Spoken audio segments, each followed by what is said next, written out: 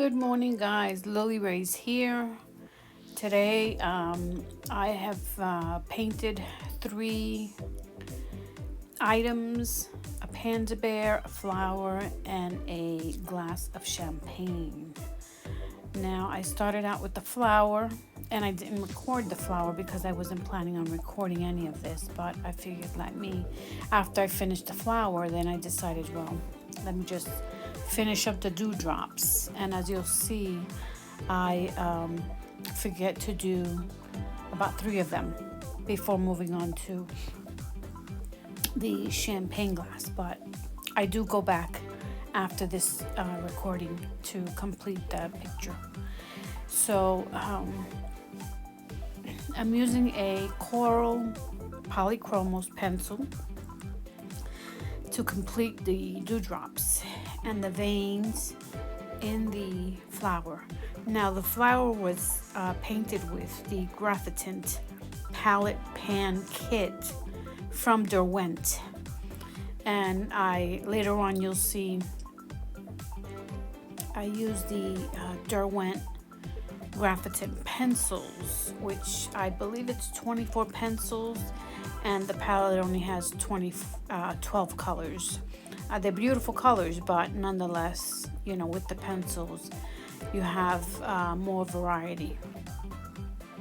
Here I am using the Renaissance colors. They are sparkly, glittery colors. And I got a test sample from her, and I like them a lot. I love sparkle, so I use that on the background. You'll see them there on the left side, the little card. Here I'm putting on, excuse me, the Graphitint gray. I think it's a silvery gray that I'm using there because I didn't want the background too dark. So glass is something that I am currently practicing. I usually watch the Frugal Crafter, who is Lindsay Wyrick. She's great at painting glass. So I'm going to, watch a couple of her classes. Also, I picked up some bottles, some antique bottles, and I think that she's gonna love these bottles, but I want to paint them. One is pink, green, and blue. Beautiful. I'm gonna do a small and short haul on that. So as you can see, I'm painting the bottom of the glass, and I'm using the Graphitint pen pocket set here on the right, and that is an autumn brown that I'm currently putting down. I wanted to do a bottle of champagne on the side of that, but it was an afterthought, so the glass is almost in the center, and I didn't want to make it look like a last minute decision in squeezing the bottle onto the picture there. So I just decided to go with a muted background, which is ocean blue. And then I picked up a book. It's called Nature. Let's see. You won't find it because it's it's called Amazing Animals, Library of Curious and Unusual Facts, and it has to do with animals. I picked that up at the flea market, and I was thumbing through it, and I found this beautiful panda bear sitting, just eating, grazing, and I decided to paint him or her. I don't know how you can tell the difference. Nonetheless, I'm putting in the leaves here, and I start with the back of his head, and I really want to learn how to paint fur, and it's something else that I'm working on. I'm using the, let's see what colors I'm using here. I used the graphite gray, ocean blue, and I think steel blue is another color that I used from that palette. Juniper is a beautiful color because it's in the purple family, of course. So this one is ocean blue. So this area, I really diluted it with water because it's a white area, and although it's white, it has hints of gray because of his fur. So it has to kind of blend all together. The flowers here, not the flowers, I'm sorry, the leaves.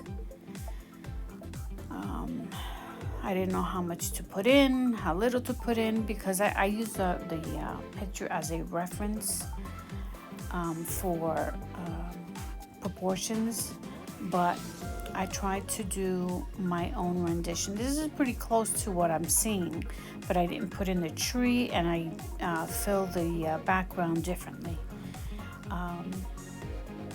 So here I'm putting in some dirt. And again, this is the first pass.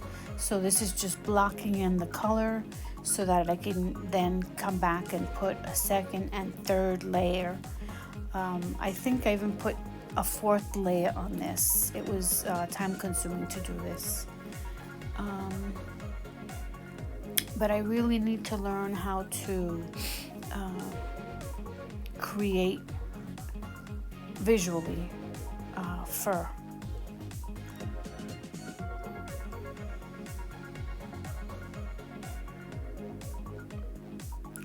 This is his nose, and I'm just diluting everything, diluting the pencil.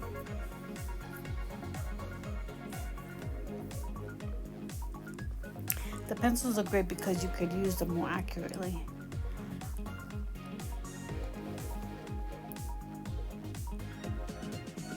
Here I'm putting more leaves in.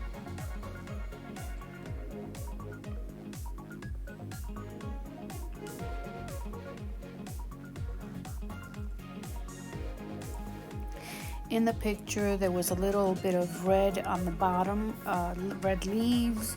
So I decided to put those red leaves on top. And you'll see in a little bit that I use the autumn brown in order to complete to fill in the leaves.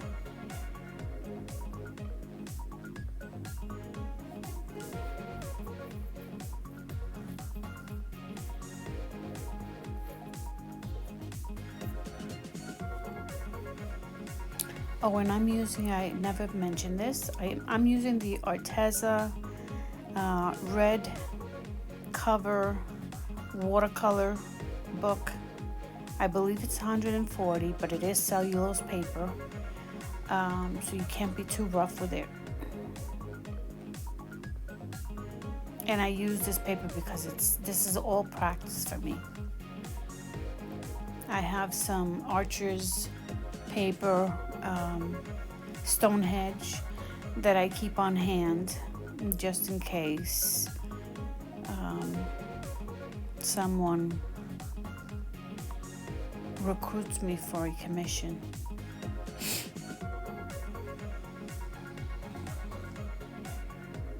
And you see here I'm using the paint off of the point of that pencil.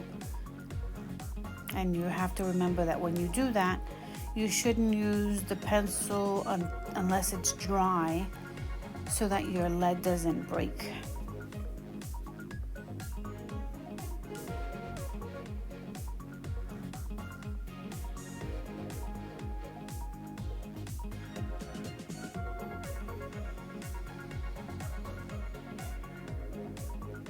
I love drawing animals, flowers, and portraits.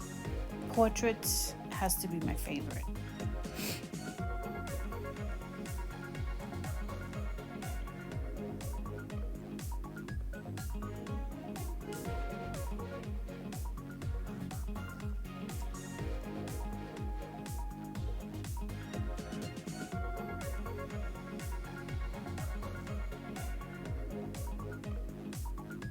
Here I'm making this a bit darker because it's I figured dirt is pretty dark, so I wanted to ground him, and I'll be diluting that with some water and a paintbrush.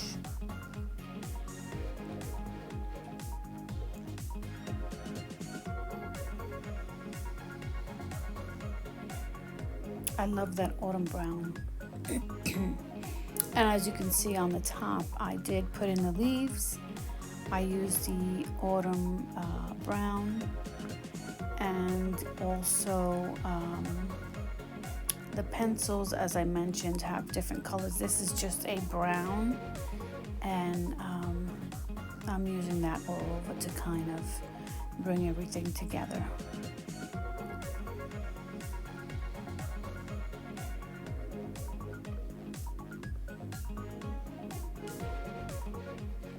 This is my Posca pen. I tried the first one that I had a thick nib.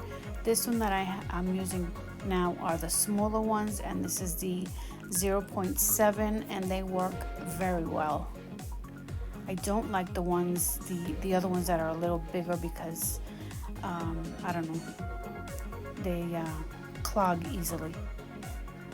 So if you like this video, please give me a thumbs up, leave a comment down below, and I will see you in the next video. Thank you for joining me. Excuse me. Thank you for joining me today. Have a great day.